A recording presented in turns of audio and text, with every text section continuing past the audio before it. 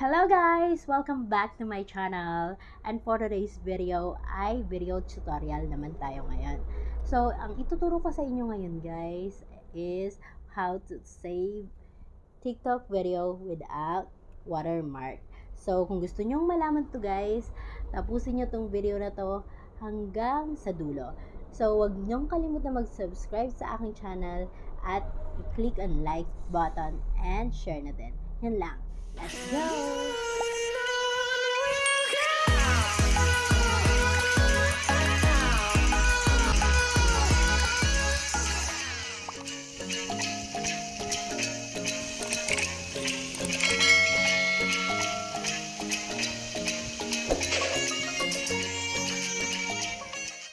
Ayun, eto siya guys. Punta muna tayo sa TikTok.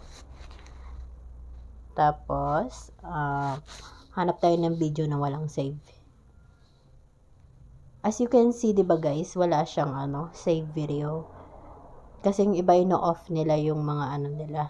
So, para makuha natin yung video na to na walang watermark, yung gagawin natin is, eto siya. Pupunta tayo sa, eto, copy link. Yan. Tapos, ayan, na-link copy na siya.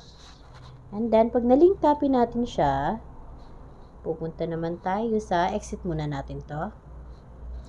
Punta tayo sa Google. Yan. Tapos, mag-search lang tayo. TikTok without watermark. Ayan.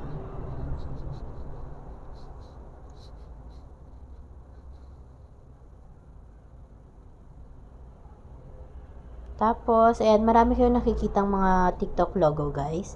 Yung pipiliin nyo dyan is yung color violet. Ayan siya. Tapos, ayan, insert link. Ayan, paste nyo dyan. Paste nyo lang dyan. Ayan. Tapos, click download. Ayan. Wait lang natin. Tapos, ayan, piliin natin yung without watermark. Ayan siya. And then, exit lang natin yung mga ads na lumalabas, guys. And then, ayan. File download. Open lang natin. Ayun. Yan na siya, guys. Na-download siya natin.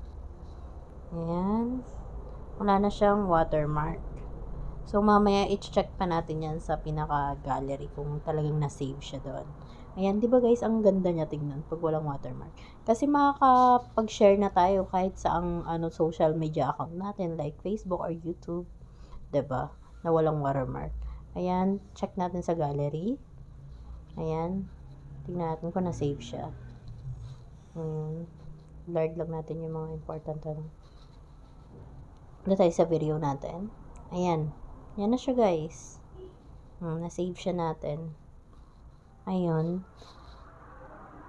Diba? Ang ganda, guys. Okay. Hanggang dito na lang, guys. Sana nakatulong ito at huwag niyo kalimutan ulit na mag-subscribe. Bye!